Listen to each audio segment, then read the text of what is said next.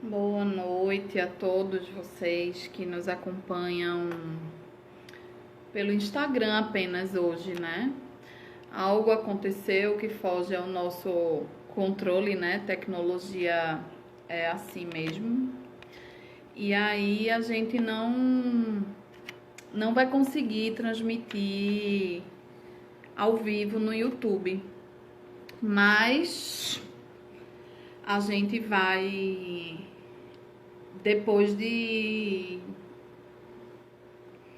gravar, não é? Depois que a gente conseguir terminar a aula, a gente coloca lá para ficar disponível, certo? Então eu queria pedir a vocês hoje em especial que avisassem as pessoas que vocês compartilharam o link, né? Que assistem pelo YouTube, que a gente não vai conseguir hoje fazer essa transmissão pelo YouTube, tá? Depois eu vou verificar o que aconteceu, mas eu já dei uma pesquisada rápida no Google e vi que alguns problemas estão acontecendo. Realmente parece que o YouTube tá limitando. Eu não sei se é um horário também que tem muita coisa no YouTube, né? E no Instagram também. E aí a gente fica realmente sujeito à tecnologia, mas a gente não vai deixar de fazer. Vamos fazer só aqui no Instagram. Depois a gente dá um jeitinho de colocar lá no Facebook, certo? Queria, antes de qualquer coisa, agradecer a vocês por estarmos aqui juntos, né? Em comunhão de pensamento, para que a gente possa ter aí uma noite bem proveitosa de reflexões, né? Acerca da doutrina espírita, tá? Vamos fazer a nossa prece agora para que a gente possa sintonizar com Jesus e permitir que essas informações, não é? Elas possam se ampliar em nossas mentes, porque a gente só está aqui e conseguindo conversar e fazer essa troca, porque Jesus tem nos acompanhado nessa caminhada, né? Então vamos fechar os nossos olhos nesse momento, buscar essa sintonia com Jesus. Vamos imaginar que Ele está em nossos lares nesse momento, está a olhar cada um de nós e derramar sobre a nossa fronte essa luz e essa paz que só Ele, né? Só Ele consegue atingir em nosso âmago, em nosso ser. Jesus, Mestre querido, nesse momento, Senhor, nós rogamos a Tua proteção. Nós te pedimos, Senhor, que permita que o nosso lar receba nessa noite as Tuas bênçãos, Senhor, o Teu amor. Que possamos todos estar na companhia dos nossos protetores espirituais, nossos benfeitores, para que essas informações tenham uma repercussão em nosso íntimo. Que possamos todos receber o tratamento da espiritualidade superior, acalentando nossas almas, aquecendo nosso coração, Senhor. Nos ajuda nesse trabalho da noite de hoje, nos intui, nos orienta, para que nenhum de nós possa deturpar ou distorcer as informações que vêm de Ti e da doutrina espírita. Assim nós pedimos a Tua permissão, a permissão de todos que fazem o Grupo Fraternidade, para que possamos dar início aos trabalhos da noite de hoje, na Tua paz e na Tua harmonia, Jesus. Que assim seja. Então vamos dar início, né? Hoje a gente vai conversar sobre a saúde e a lei de causa e efeito, né? Para a gente compreender a lei de causa e efeito, a gente precisa conversar sobre reencarnação. Então, eu vou tentar rapidamente explicar os princípios da reencarnação, né? Que só isso mereceria de nós um bom tempo aí conversando. Mas eu vou tentar rapidamente explicar esses princípios da reencarnação. Vou trazer para vocês também um texto de Emmanuel, lá do livro Pensamento e Vida, que vai falar sobre o corpo, né? Como acontece esse processo e como se dá o processo da doença através da lei da causa e efeito, tá? Como a gente combina toda semana, eu vou desativar os comentários e depois que a gente terminar essa parte mais teórica, eu reativo pra gente conversar, tá certo? Então, que Jesus nos ilumine aí nessa aula de hoje. Vamos lá.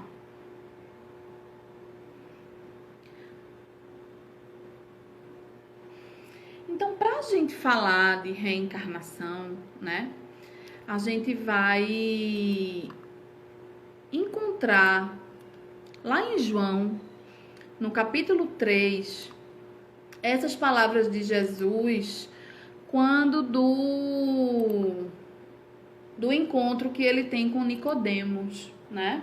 Quando Jesus vai dizer a ele essa frase que a gente inclusive estuda no Evangelho segundo o Espiritismo, não é? No capítulo 4, quando a gente vai entender a reencarnação, que é quando Jesus diz: ninguém pode ver o reino de Deus se não nascer de novo. Esse reino de Deus que não está externamente, né? Esse reino de Deus que se constrói em nós. Então, como podemos nós ser pessoas, seres espirituais perfeitos em apenas uma encarnação? Se a gente fosse avaliar a nossa vida, né, com esse intervalo de tempo que a gente tem hoje, não é? A gente com 30 e muitos anos, não é? Mas aí, quer dizer, uma criança que desencarna cedo, né? Por quê? Porque que tempo essa criança teve para atingir a perfeição, né? É disso que a gente tá falando, tá? Aí vê só, a reencarnação a gente vai encontrar, como eu disse a vocês, lá no capítulo 4, não é? Esse trecho dizendo assim: a reencarnação é a volta da alma, ou espírito, né? A vida corpórea, mas em outro corpo, especialmente formado para ele, e que nada tem de comum com o antigo. Então, vê só, isso tudo que a gente está falando de reencarnação é importante que se diga. Eu sempre faço questão de reafirmar isso. A gente não está falando de religião, certo? A reencarnação é uma lei da natureza. Então, quer a gente acredite, quer não acredite, estaremos todos sujeitos a ela. Todas as outras doutrinas, todas as outras religiões, né? Elas são reencarnacionistas também, elas entendem a reencarnação. Então, o que a gente tem para analisar diante disso tudo? Primeiro, eu sei que aqui a gente está conversando com pessoas que são católicas, outras que são evangélicas, e não é a nossa pretensão aqui tentar fazer com que ninguém se converta ao espiritismo. Pelo contrário. Eu particularmente entendo que a gente tem que estar onde o nosso coração vibra, né? Mas essas informações, elas são ricas a todos nós, porque nós levaremos ela conosco, né? Já que são uma lei da natureza. Então, um dia a gente vai compreender que muita coisa que a gente rotulava como religião, de fato, era uma lei divina, uma lei da natureza. E a gente, às vezes, combate tanto as coisas por rótulo, né? Uma coisa que a gente sempre fala de como a gente precisa desapegar das ideias. Vamos lá continuar.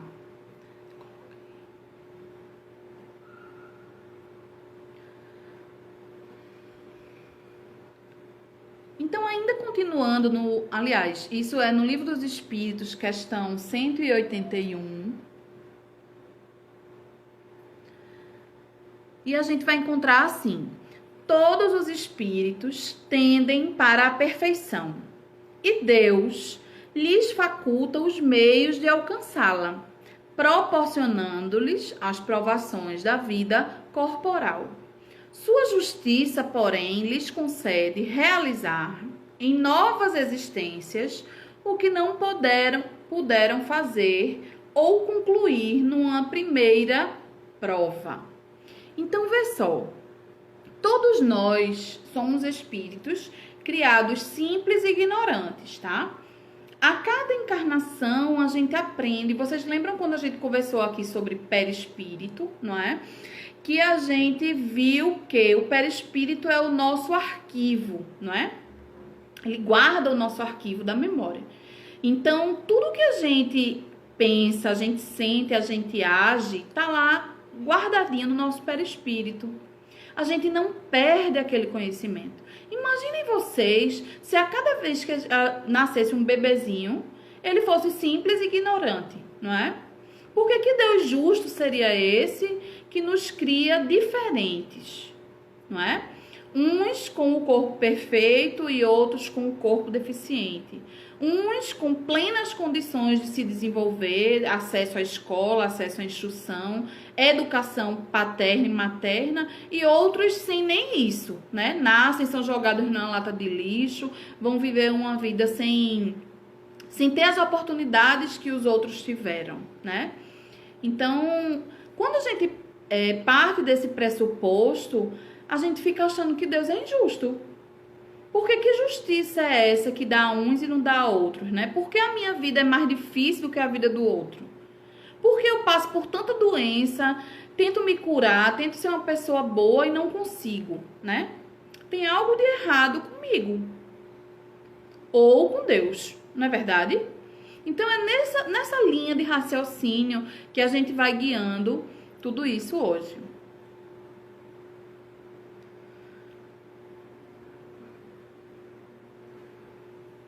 Aí a gente trouxe aí um trecho do Consolador que ele diz assim: indagareis aflitos quanto às moléstias incuráveis pela ciência da terra. E eu vos direi que a reencarnação em si mesma, nas circunstâncias do mundo envelhecido nos abusos, já representa uma estação de tratamento e de cura, e que há enfermidades da alma tão persistentes que podem reclamar várias estações sucessivas com a mesma intensidade nos processos regeneradores. Então, vê a informação que Emmanuel está dando para a gente viu ela aqui, inclusive, semana passada. Eu trouxe de novo esse trecho, porque ele tem tudo a ver com a nossa aula hoje. E ele é riquíssimo, né? Porque ele vai falar para a gente quanto às moléstias incuráveis, né? Por que uns têm e outros não? Não é verdade? Por que a gente passa, às vezes, pela mesma prova e a gente não consegue compreender, não é? O que eu estou precisando aprender com aquilo, né? Aquela história que a gente se pergunta: Senhor, o que queres que eu faça, né? Então, vê só. Aí Emmanuel vai dizer pra gente assim: nas circunstâncias em que a gente vive, quando ele se refere a mundo envelhecido nos abusos, ele está falando do mundo que a gente vive, esse mundo onde todo mundo tem esses problemas, não é verdade? Aqui no planeta, a gente tem a estação de tratamento e cura, certo? É aqui que a gente vivencia esse processo. Então, essas enfermidades da alma que a gente precisa curar, às vezes são tão persistentes que podem reclamar várias reencarnações, podem necessitar de várias encarnações com a mesma intensidade para que a gente consiga ir se curando. Então, vê como o problema é muito mais complexo do que o que a gente imagina. A gente quer resolver as coisas em uma semana. Em uma semana a gente quer resolver os nossos problemas e curar-se, né? Curar a carne, curar a matéria. A gente quer a solução imediatista. Mas somos todos espíritos milenares. Vejam vocês, quem se lembra aí de estudar a pré-história, vai lembrar que a gente tem a aparição do homem na Terra de 200 a 300 mil anos para cá. Então, somos espíritos milenares. A criação divina, ela é constante. Por isso, a gente vai entender que alguns estão mais adiantados, outros mais atrasados. Não está todo mundo no mesmo nível, porque não foi criado todo mundo ao mesmo tempo, né? Cada um tem ali a sua jornada, a sua caminhada. Se você insiste em não caminhar, você está dificultando a situação para você. Então, você pode ficar estacionado ali por muito tempo e não progredir nesse aspecto do ponto de vista espiritual, certo?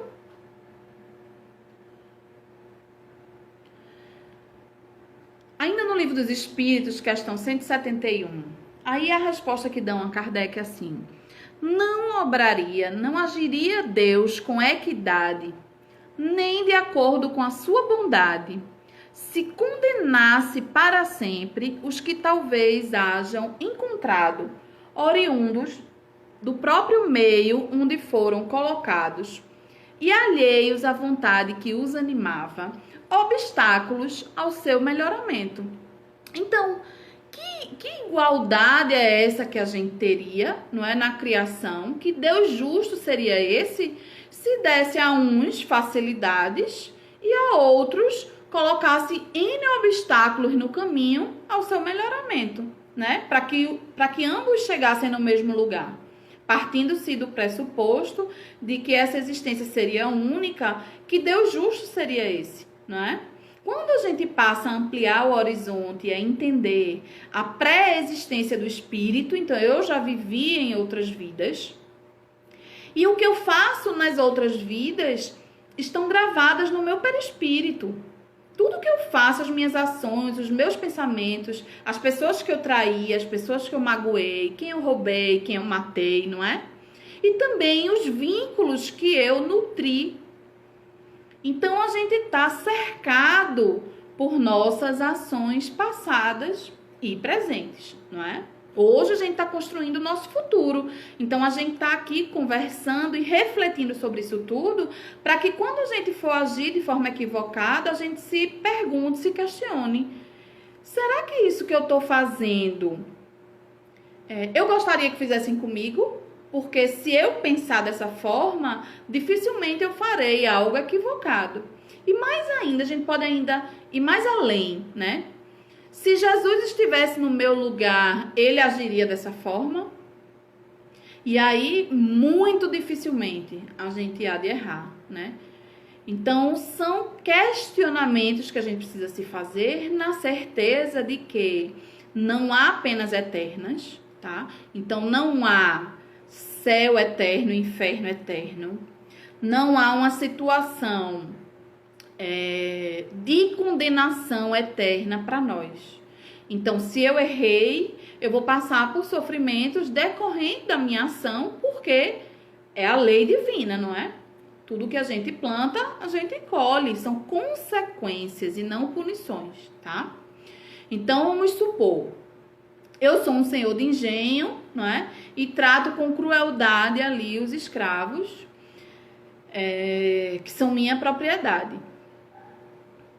Todas aquelas criaturas que são maltratadas por mim, a dor que elas sentem, vocês acham que elas vão deixar de sentir porque aquilo era uma lei humana, né? Era legal na época fazer aquilo. Mas as pessoas não deixam de sentir a dor, não é? Quando essas pessoas perdem o corpo físico, quando elas morrem, elas se revoltam contra os seus algozes, né? E aí eu tô dando só um exemplo de senhor de engenho escravo, mas isso se aplica a qualquer situação. E aí vai perseguir esse senhor de engenho. Porém, a reencarnação é justamente a fase pedagógica do processo. aquele que veio como senhor de engenho e foi algoz de tantos, ele vai precisar renascer como escravo. E aí é quando Jesus diz assim: é necessário o escândalo, mas ai de por quem venha o escândalo, né? Então, é necessário que aquele espírito que era senhor de engenho reencarne como escravo para passar por aquela situação e aprender que não se pode agir assim com ninguém, certo? Mas isso não exime aquele senhor de engenho que agiu de forma equivocada com ele também. Então, se a gente puder imaginar, a gente vai formando um ciclo, né, de ódio que só é quebrado através do perdão, através do melhoramento moral das pessoas, através do amor, né? Esse é justamente o processo de progresso da humanidade. Enquanto eu não entender que o que eu faço ao outro me atinge diretamente, a gente não vai deixar de errar. Tudo que eu faço ao outro é como se eu estivesse fazendo a mim. Então, como é que eu erro se eu tenho a consciência de que o que eu estou fazendo àquela criatura, eu estou fazendo a mim mesma? Estão entendendo como é tão claro e tão lógico isso, não é? E só entendendo isso, a gente vai se trabalhando para errar menos.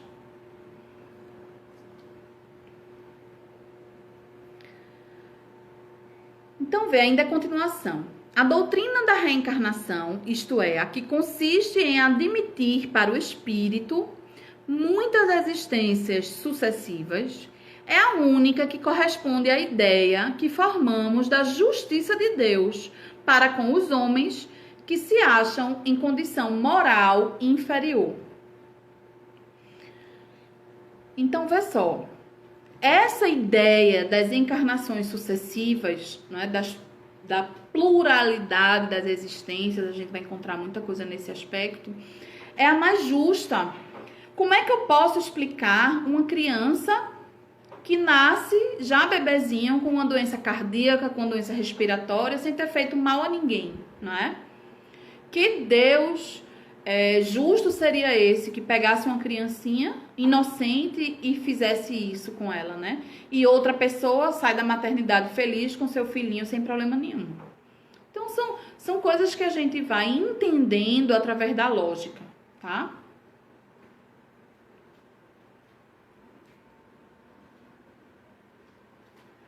Ainda continuando. A única que pode explicar o futuro e firmar as nossas esperanças, pois que nos oferece os meios de resgatarmos os nossos erros por nossas provações. A razão nola indica e os espíritos a ensinam.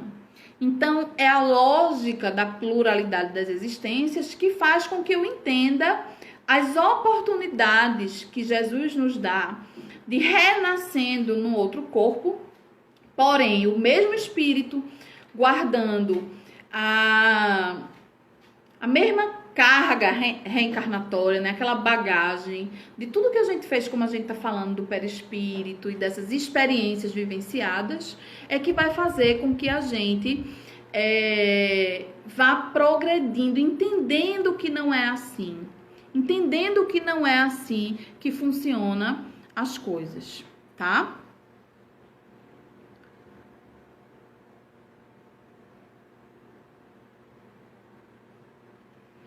E aí é o trecho do livro de Emmanuel, né? Pensamento e Vida, onde ele fala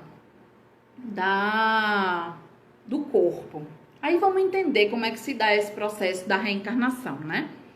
Abstendo-nos de qualquer digressão científica, porquanto os livros técnicos de educação usual são suficientemente esclarecedores no que reporta aos aspectos exteriores do corpo humano. Então ele está dizendo a gente assim, tudo que diz respeito à parte física, da embriologia, da fisiologia, isso aí já é mais do que explicado, né, pelos livros técnicos da medicina terrena.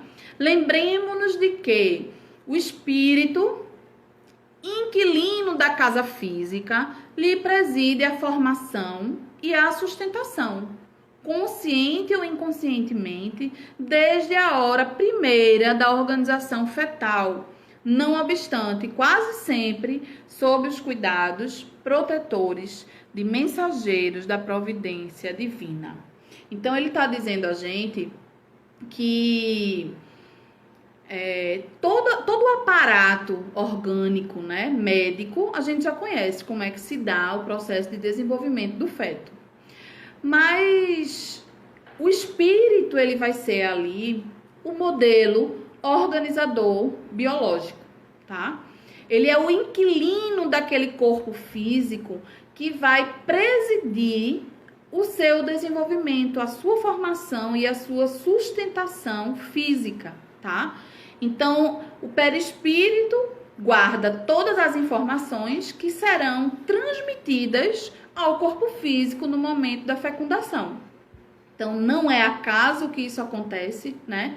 Em alguns livros a gente vai ver o relato de como os espíritos superiores comandam esse processo da formação humana. No livro Missionários da Luz, André Luiz faz uma descrição perfeita, minuciosa sobre esse processo da concepção, né? E como os espíritos, como ele disse ali, os cuidados protetores, né, da providência divina se fazem o tempo todo no processo de formação e de desenvolvimento fetal, tá?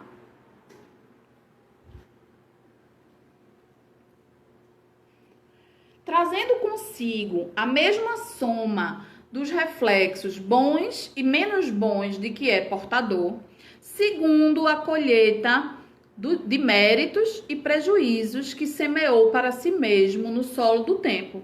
O espírito incorpora aos moldes reduzidos do próprio ser as células do equipamento humano, associando-as à própria vida desde a vesícula germinal. Então, nós trazemos conosco, isso significa o nosso perispírito, não é? A soma dos reflexos bons e menos bons, não é? Então, são nossas ações boas e as não tão boas assim, as nossas virtudes e os nossos defeitos, está tudo gravadinho no nosso perispírito. Os méritos que a gente tem, que a gente já alcançou, e os prejuízos também que a gente trouxe com a gente. Então, a reencarnação é essa oportunidade de reconstruir aquilo que em outro momento a gente destruiu, não é? Então, se eu cometi crimes em determinada área, lembra que a gente vem conversando todas essas semanas, tudo que eu faço ao outro, eu lesiono em mim, no meu perispírito, não é? Então, eu cometo um crime e aquela área ali, ela vai ficar danificada. Então, eu vou precisar passar, isso não é lei de talião, porque às vezes as pessoas acham assim, se morreu de tiro é porque matou de tiro, né? Não é assim exato que funciona. Tem N fatores que fogem ao nosso conhecimento que são levados em consideração, porque a nossa visão material, física, ela é muito limitada. Não tem como a gente analisar tudo com a nossa visão aqui, né? A gente faz conjecturas, projeções, tenta mensurar, mas não cabe a nós, e nem cabe a nós, não é? Isso aí. Amparado no colo materno, estrutura-se-lhe o corpo mediante as células referidas, que, em se multiplicando ao redor da matriz espiritual, como a limalha de ferro sobre o ímã, formam, a princípio, os folhetos blastodérmicos de que se derivam o tubo intestinal, o tubo nervoso, o tecido cutâneo, os ossos, os músculos e os vasos. Então, vê, ele está falando aí, essa parte de blastoderme e tal, ele está falando do início da formação do ser, né? O princípio de tudo. A informação importante que a gente vai extrair daí é a matriz espiritual que está em nós, em nossa essência, em nosso ser, que é o espírito, né? Está lá no perispírito, e vai projetar naquele corpo a informação desde o início, toda a carga que ele precisa, genética, tá? Então, se a gente desenvolve uma doença durante a nossa vida, A gente pode ter causas atuais para essa doença? Pode. A gente já vem estudando aqui, essa é a 8ª semana, não é? De todas as causas atuais que a gente pode estar nutrindo, cultivando em nossas vidas. Ou com ações materiais mesmo equivocadas, ou através do pensamento também equivocado, não é? E aí a gente vai começar a enxergar que o que a gente fez lá atrás, não é? Também impacta nessas ações, nessas consequências, não é? Através da doença nos nossos corpos. Algumas dessas doenças a gente já nasce com elas lá no nosso DNA, porque foi essa matriz espiritual quem projetou, quem imprimiu naquele corpo aquela tendência, não é? Aquela predisposição, aquela determinada situação. A gente vai entender por que a gente está falando tendência, tá? Em breve, atendendo ao desenvolvimento espontâneo, acha-se o espírito materializado na área física, manifestando-se pelo veículo carnal que o exprime. Então, passado tudo isso, o espírito renasceu ali no novo corpo, com toda aquela ternura, né? E todo mundo mimando. E nem imagina que por trás daquele corpinho tão terno, tão indefeso, há um espírito milenar, né? Quantas vezes a gente vê uma criança já demonstrar, né, um gênio forte, a personalidade forte? De onde sai isso? De onde sai essa forma com que uma criança já entende algumas coisas, não é? Os próprios talentos, as tendências que ela tem para a área de artes, para a área de exatas. Vocês acham que isso é tudo acaso? Deus sai fazendo uma roleta russa e colocando lá para quem quiser? Não é assim que funciona, né? Tudo na natureza tem uma explicação lógica para isso. É isso que a gente está estudando aqui. Esse veículo, constituído por bilhões de células ou individuações microscópicas que se ajustam aos tecidos sutis da alma, partilhando-lhes a natureza eletromagnética, lembra uma oficina complexa, formada por bilhões de motores infinitesimais, movidos por oscilações eletromagnéticas, em comprimento de onda específica, emitindo irradiações próprias e assimilando as irradiações do plano em que se encontram, tudo sob o comando de um único diretor, que é a mente. Então, esse corpo, esse espírito, assim que renasce no corpo, a mente continua a comandar, apesar daquele espírito, enquanto habita ali na infância, ele não tem a lucidez, né? A gente sabe que uma criança, ela não tem ainda noção de certo, de errado, ela não sabe como agir, e ela vai passar por esse processo de aprendizado material também com uma finalidade, não é? Nesse período, desde o nascimento da criança até os 7 anos, quando se dá a reencarnação de fato, a criança está mais propícia ao aprendizado, a absorver os valores que os pais passam para ela. Por isso a importância dos pais nesse momento é de fundamental necessidade, porque é nesse período que a gente vai trabalhar as virtudes que a gente quer passar para os nossos filhos, não é? Na adolescência, eles já passam por um período de maior conturbação. Por que essa conturbação, né? Além de todas as explicações fisiológicas, né? Também há um processo de conflito espiritual. Porque a reencarnação que se dá a partir dos 7, e aí durante todo esse período da adolescência, aquela memória reencarnatória da minha personalidade, né? Vai começar a ser ativada. E eu vou entrar em conflito com o que eu estou recebendo dos meus pais. E nesse choque aí de valores e de essência, o que vai sobressair é o que for mais forte, né? Porém, se aquela criança já não tem um caráter muito muito firme, né? E recebe ali uma educação dos pais também muito frouxa, você vai estar reafirmando aquele caráter que ele tem, que já não é lá essas coisas. Então, o Livro dos Espíritos explica isso muito detalhadamente, né? Quem quiser se aprofundar nessa questão aí, eu não sei exatamente as perguntas, mas eu posso colocar depois. Tem tudo explicadinho, Kardec perguntando ao Espírito da Verdade sobre essas questões, tá? Desde a fase embrionária do instrumento em que se manifestará no mundo, o espírito nele plasma os reflexos que lhe são próprios. Então, desde que ele está lá concebido no útero, né? Desde o seu início, o espírito está plasmando ali já quem ele é, né? Então, aquela pessoinha ali já tem toda a personalidade dessa bagagem que ele traz com ele, né? Desse espírito milenar que ele é.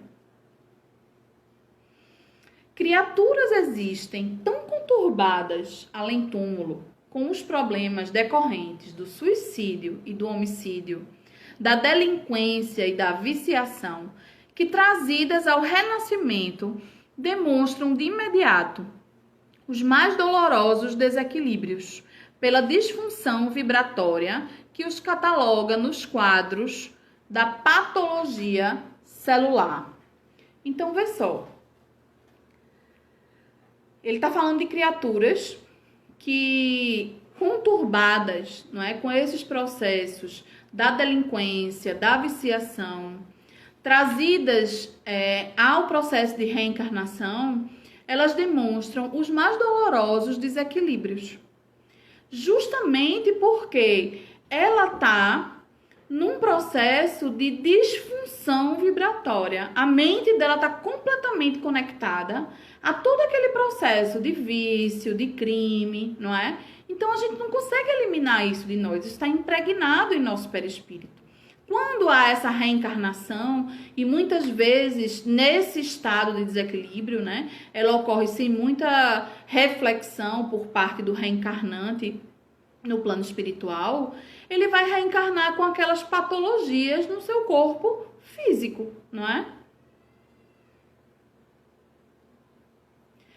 Então, as enfermidades congênitas nada mais são do que reflexos da posição infeliz. Aqui nos conduzimos no pretérito próximo, reclamando-nos a internação na esfera física, às vezes por prazo curto, para tratamento da desarmonia interior em que fomos comprometidos. Então, nesse parágrafo, Emmanuel traz uma série de informações super importantes. Primeiro, ele está dizendo assim, aquelas enfermidades congênitas que a gente estava falando lá no início, né, são reflexos da posição infeliz que a gente se colocou num passado muito próximo. Isso vai reclamar uma internação na esfera física, vê? Ele fala de uma reencarnação em que a gente vai estar praticamente internado, tá? Como se fosse um tratamento intensivo. A gente está na UTI naquela encarnação ali. Então, a gente vai reencarnar em processos dolorosos para poder reorganizar o nosso corpo espiritual, reharmonizar o nosso interior e daí sim a gente poder ir melhorando nessa escala evolutiva. Rafa, a gente paga, né? Porque a gente tem mania de falar esse termo, né? A gente resgata tudo que a gente faz numa vida, a gente resgata na outra. Vocês acham que teria condições? Não, né? Deus não faria isso com a gente. Sabe por quê? A gente não suportaria. A gente não suportaria numa só encarnação passar por tudo que a gente fez o outro passar. Imagina. Surgem, porém, outras cambiantes, né? Outras modificações dos reflexos do passado na existência do corpo, da culpa disfarçada e dos remorsos ocultos. São plantações de tempo certo que a lei de ação e reação governa, vigilante, com segurança e precisão. Então, todo esse reflexo do nosso passado foi o nosso plantio, né? Toda ação nossa equivocada foi o nosso plantio. Toda ação nossa no bem também é nosso plantio. E a gente vai colher isso no momento certo, através da lei de ação e reação, que é a lei também de causa e efeito, né? Tudo que a gente passa hoje tem origem em algum momento do nosso passado. Pode ter sido ontem, pode ter sido ano passado, pode ter sido lá na minha infância e pode ter sido em outras existências. Mas o nosso sofrimento, a nossa colheita é consequência, não é causa, tá?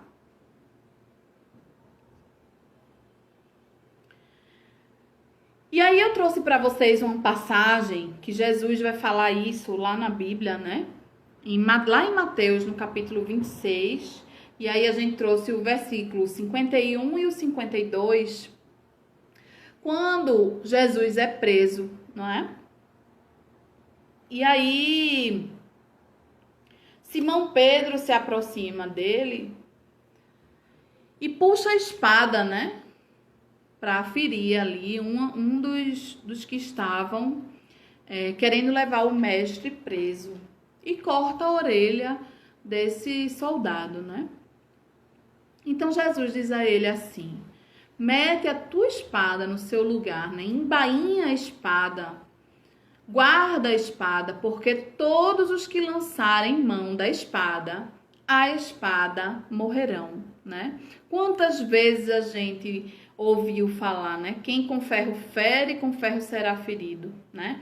Como eu estava assistindo até uma palestra um dia desse de Haroldo, e ele dizendo assim, é meio que Jesus dizendo assim, Simão, se tu cortou a orelha, né, a tua vai ser cortada também, né? A gente sempre brinca dizendo isso. Quando a gente faz algo ao outro, a gente tá fazendo a gente mesmo. Se eu desejo ou se eu provoquei que fulano quebrasse a perna dele, fulano vai quebrar ou não a perna dele. Vai depender do mérito dele. Mas a minha, eu tô quebrando. Isso se dá com ações e isso se dá com pensamento também. Então a gente tem que cuidar do que a gente tá pensando. Que pensamentos a gente está nutrindo em direção ao outro? A gente vive um tempo de intolerância, né? A gente nutre pensamentos de ódio e de revolta com muita facilidade. E isso não faz mal ao outro, não. E pode até fazer, vai depender de como o outro estiver, né? Da vigilância do outro. Mas com certeza vai fazer mal a mim mesmo.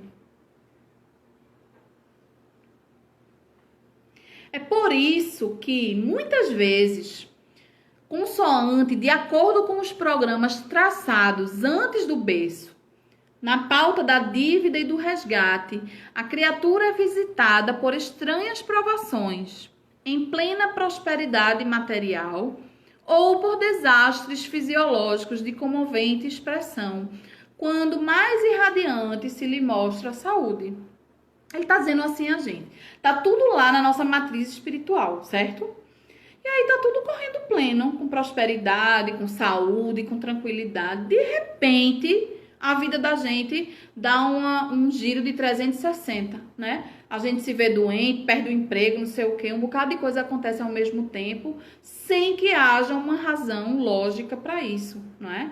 Essas questões, esses momentos que a gente passa na nossa vida, tem a ver com essa bagagem reencarnatória muitas vezes, não é? Agora a gente vai ser visitado pelas provações, vai, todos nós vamos, tá? Agora, como é que eu me comporto diante das provações é que vai fazer a diferença nesse processo, a gente vai chegar lá. Contudo, é imperioso lembrar que reflexos geram reflexos e que não há pagamento sem justos atenuantes, quando o devedor se revela amigo da solução dos próprios débitos. Então, o que a Manu está dizendo a gente aí é o seguinte, é imperioso a gente lembrar que toda forma que a gente age, que a gente enfrenta as coisas na nossa vida, ela tem atenuantes e tem agravantes. Vamos pensar assim, eu tenho uma prova para fazer no fim do ano, certo? Prova material, intelectual do colégio. Se eu me dedico a estudar e a absorver o conteúdo durante todo o ano, Quando eu chegar às vésperas da prova, eu já vou ter entendido muito daquele conteúdo. Então, eu não vou sentir a sobrecarga, eu não vou sentir que aquilo ali está me causando um transtorno tão grande. Eu vou passar pela prova com calma, com tranquilidade, com serenidade na alma. A diferença é essa. Se eu aprendo antes, quando eu chegar na prova, eu vou ter uma desenvoltura diferente. Agora, eu não ligo. Se eu não ligo para quem eu sou, pela forma como eu estou agindo, quando eu chegar na prova, eu vou ter que aprender tudo de uma vez só. É mais ou menos assim a analogia que a gente pode fazer. E muitas vezes aquela prova me desestabiliza de tal forma que eu não consigo me reerguer. Eu não consigo passar por ela com sabedoria, com resignação, porque eu não me preparei para isso. A gente está estudando aqui para abrir a nossa mente e a gente conseguir se preparar para essa prova que todos nós passaremos. Todos nós. Não é? A gente não tem como fugir dela. Então, por que não a gente se preparar desde já? Porque a gente tem que esperar ela chegar, eu vou vivendo hoje, curtindo a vida doidado, sem pensar no amanhã, né? Vamos se preparando aos pouquinhos e se fortalecendo para quando essa prova chegar, a gente tá mais firme. Então, eu vou encará-la, vou tirar as lições necessárias com calma, com sabedoria, com tranquilidade. A prática do bem, simples e infatigável, pode modificar a rota do destino, de vez que o pensamento, claro e correto, com a ação edificante, interfere nas funções celulares, tanto quanto nos eventos humanos, atraindo em nosso favor, por nosso reflexo melhorado e mais nobre, amparo, luz e apoio, segundo a lei do auxílio. Então, vê só. Emmanuel está dizendo a gente assim. Todo mundo tem a prova que vai precisar passar, certo? Mas a prática do bem, o pensamento positivo, elevado, otimista, não é? A minha ação junto com o meu pensamento vão fazer com que tudo isso interfira nas nossas funções celulares. Lembram que a gente viu nas aulas quando a gente estudou Joana de Ângeles, né? Então, isso interfere nas funções celulares.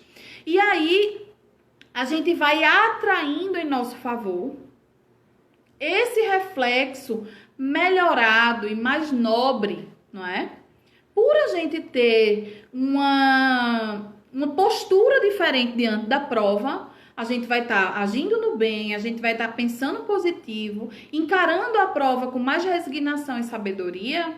Então, eu vou ter ao meu redor esse amparo, essa luz, esse apoio da providência divina, porque eu estou sintonizado com ela. Estão entendendo como é que funciona? E lá no livro Fonte Viva, a gente vai encontrar Emmanuel dizer assim: cada homem tem o mapa da ordem divina em sua existência, a ser executado com a colaboração do livre-arbítrio no grande plano da vida eterna. Acima de tudo, nesse sentido, toda criatura pensante não ignora que será compelida a restituir o corpo de carne à terra. Então, olha, todos nós sabemos que a única coisa que a gente tem certeza na vida é que a gente vai morrer. É isso que ele está dizendo, né? E nós todos temos esse mapa de ordem divina, não é? A ser executado com a colaboração do nosso livre-arbítrio. A gente sempre tem escolha. Eu posso tomar caminhos diferentes na minha vida. E esses caminhos terão consequências. Às vezes a gente escolhe o caminho mais fácil, né? A porta larga e a porta estreita, né? Às vezes a gente escolhe um caminho mais fácil, mas que lá na frente vai trazer pra gente sofrimento. E às vezes a gente toma decisões que vão nos levar para caminhos mais dolorosos, porém com consequências mais proveitosas, a gente pode dizer assim, né? E ele continua: os companheiros menos educados sabem, intuitivamente, que comparecerão a exame de contas, que se lhe defrontarão paisagens novas, além do sepulcro, e que colherão, sem mais nem menos, o fruto das ações que houverem semeado no seio da coletividade terrestre. Então, nós sabemos em nosso íntimo que tudo que a gente faz tem uma repercussão e que isso não vai se acabar com a morte. Nós estaremos a colher esses frutos, inclusive em outras existências. Então, não seria justo, não é, que a gente agisse de forma equivocada a nossa vida inteira e isso ficasse por isso mesmo. A gente precisa colher, né, os frutos disso aí. Como vocês viram aqui também no slide, a semeadura é livre, mas a colheita, ela é obrigatória. Obrigatória. Isso tem a ver com o nosso livre-arbítrio. Eu escolho o que plantar, mas eu não escolho o que colher. Eu vou colher o que eu plantei, né? A minha escolha, ela tá no momento da minha ação. No que eu escolho pensar, no que eu escolho fazer, no que eu escolho sentir. Lá na frente, eu não tenho como mudar isso, né? Porque eu já plantei lá atrás. E esse processo da lei de causa e efeito através da reencarnação é a explicação mais lógica para todos os males da humanidade, para a gente compreender, né, de forma lúcida e lógica as desigualdades da vida em todos os seus aspectos, né, sociais, de equilíbrio, de espiritualidade, de atraso, de tudo. Cada pessoa é um mundo, cada pessoa se comporta de uma forma diferente, né? Então, a reencarnação faz com que a gente compreenda tudo isso de forma lúcida. Então, agora a gente vai abrir as nossas perguntas. Eu não sei se o Instagram vai permitir a gente ficar direto, né? Se ele derrubar, a gente recomeça outra. Mas enquanto ele não derruba, a gente fica por aqui para ir conversando, né? Eu vou ativar os comentários, porque eu quero ouvir vocês. Eu quero ouvir, não, ler, né? Eu quero saber as impressões de vocês sobre essas informações todas, né? Riquíssimas, inclusive, de grande valor para a nossa vida, né? A gente saber que tudo que a gente faz, tudo que a gente pensa, a gente age, a gente vai colher aquilo de volta, né? E tudo que a gente faz ao outro retornará para a gente. Isso ajuda bastante a gente a errar menos, não é? Vocês não acham? Cadê o nosso livrinho? Ficou ali bem longezinho de mim.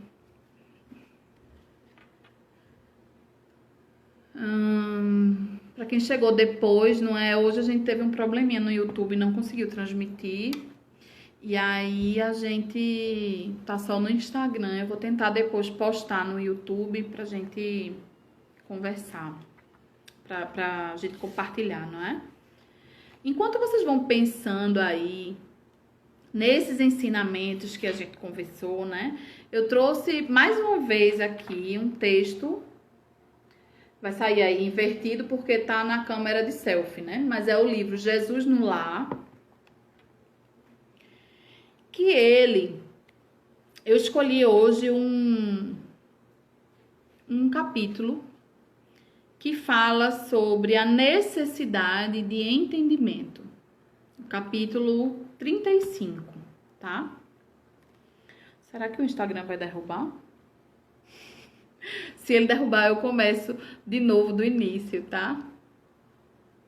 Realmente são ensinamentos que fazem a gente refletir muito, né? Porque tantas vezes a gente se coloca como vítima da situação, né? Esses ensinamentos que a doutrina espírita traz, eles fazem a gente sair da posição de vítima, né? Se fui eu